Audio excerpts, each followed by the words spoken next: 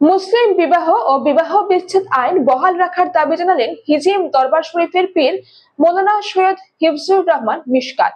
তিনি বলেন, ভারতীয় সংবিধানে মুসলিমদের ধর্মীয় আইন অনুযায়ী বিবাহ নিবন্ধন ও বিবাহ বিচ্ছেদের অধিকার দিয়েছে, কিন্তু আচমকা এই প্রথাকে বন্ধ করতে রাজ্য সরকার যে সিদ্ধান্ত নিয়েছে তা দুর্ভাগ্যজনক। কাজী প্রথার মাধ্যমে সহজে বিবাহ প্রথা হয়ে থাকে মুসলিমদের। সংবিধান মতে দেশের মুসলিমরা আইন মেনে চলেছেন, তাই বাল্যবিবাহ রোধের নামে 1935 সালে মুসলিম ম্যারেজ অ্যাক্ট বাতিলের সিদ্ধান্ত মেনে নেওয়া যায় না। এটা প্রত্যাহার না করলে গণতান্ত্রিকভাবে তীব্র প্রতিবাদ করার হুঁশিয়ারি দেন তিনি। বৃহস্পতিবার রাতে সরাই শহরে শতাধিক ধর্মপ্রাণ মানুষের উপস্থিতিতে আয়োজিত খানকা মেহফিল শেষে সরকারের উদ্দেশ্যে বার্তা দেন শাহ সুফি সৈয়দ হিফজুর রহমান মিশকাত। সম্মানিত উপস্থিতি, আজকে এখানে কাছাড় জেলার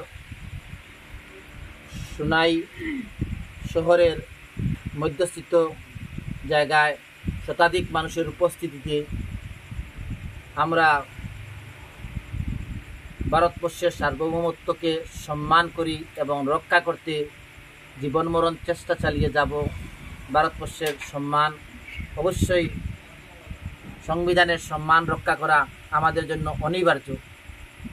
বর্তমান প্রেক্ষাপটে আসাম সরকারের দ্বারা পরিচালিত যে অ্যাক্ট করা হয়েছে, যে মুসলমানদের বিবাহর কাজী রেজিস্ট্রিটা বাতিল করে কোর্টের মাধ্যমে সমাধান করার যে ব্যবস্থা নেওয়া হয়েছে, এটা আমরা কোনো অবস্থায় ভালো বিবেচনা করতে পারতেছি না।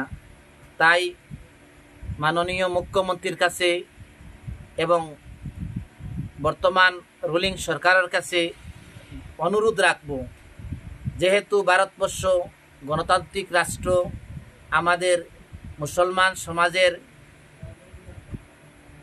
অধিকার আছে গণতন্ত্র। ভারতের সংবিধান আমাদেরকে অধিকার দিয়েছে আমাদের কর্ম পালন করার জন্য।